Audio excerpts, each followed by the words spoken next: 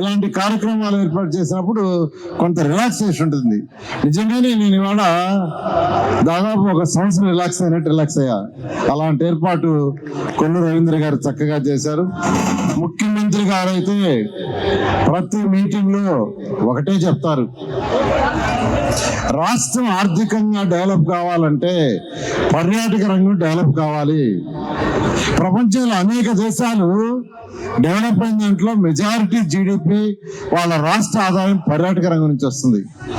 యువతకు వచ్చే ఉద్యోగాలన్నీ పర్యాటక రంగమే. ఈరోజు సింగపూర్ తీసుకుంటే సింగపూర్లో వాళ్ళకి వచ్చే జీడిపిలో పర్యాటక రంగం ఎక్కువ. అనేక దేశాలు అదే ప్రతి మీటింగ్ లో అదే మాట్లాడతారు. 2014-19లో దీనికి హై ప్రయారిటీ ఇచ్చారు, ఇప్పుడు కూడా ఇస్తున్నారు. కానీ ఒక్క విషయం గత ప్రభుత్వం మర్చిపోయింది. వాళ్ళకి ఆర్థిక వ్యవస్థను ఎలా పెంచాలో తెలియదు, రాష్ట్ర ఆదాయాన్ని ఎలా పెంచాలి, యువతకు ఎలా ఉద్యోగాలు తెప్పించాలి తెలియదు. సర్వనాశనం చేశారు. 10 లక్షల కోట్లు అప్పు చేసిపోయారు. ఎవరు కట్టాలి? ఇది మనమే. మనం కట్టే ట్యాక్సుల్లో ఈరోజు ప్రభుత్వం కడుతుంది. ఆర్థిక వ్యవస్థ నడపటం ఇష్టం లేకే వాళ్ళు ఇష్టం వచ్చినట్టు చేశారు. దానికి ఉదాహరణ ఈ మచిలీపట్నంలో ఈ బీచ్ ఫెస్టివలే.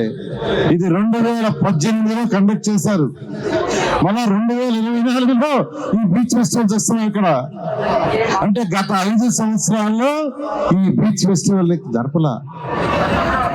అంటే ఆర్థిక వ్యవస్థ ఎలా డెవలప్ చేయాలనేది గత ముఖ్యమంత్రికి తెలియదు అనే దానికి ఇదే ఉదాహరణ. ఇది ఒక చిన్న ఉదాహరణ. ఇట్లాంటి ఎన్నో అయితే ఈరోజు మన ముఖ్యమంత్రి గారు వారికి ఉన్న అపార అనుభూతితో ఈరోజు రాష్ట్రాన్ని ముందుకు తీసుకుపోతున్నారు. ఖచ్చితంగా ముఖ్యమంత్రి గారు, యువ నాయకుడు లోకేష్ మరియు ఈ యొక్క జిల్లా మంత్రివారు కొల్లు రవీంద్ర గారి యొక్క వాళ్ళ యొక్క కృషితో ఖచ్చితంగా ఈ Machilipatnam beach one of the best beach అవుతుంది. దానికి కూడా అమరావతి క్యాపిటల్ సిటీ మంత్రిగా నా వంతు కృషి చేస్తానని ఈ రోజు మీ అందరితో ఈ ఆనందాన్ని పంచుకునే అవకాశం కల్పించిన అందరికీ ప్రత్యేకమైన ధన్యవాదాలు తెలియజేస్తూ సెలవు తీసుకున్నాను.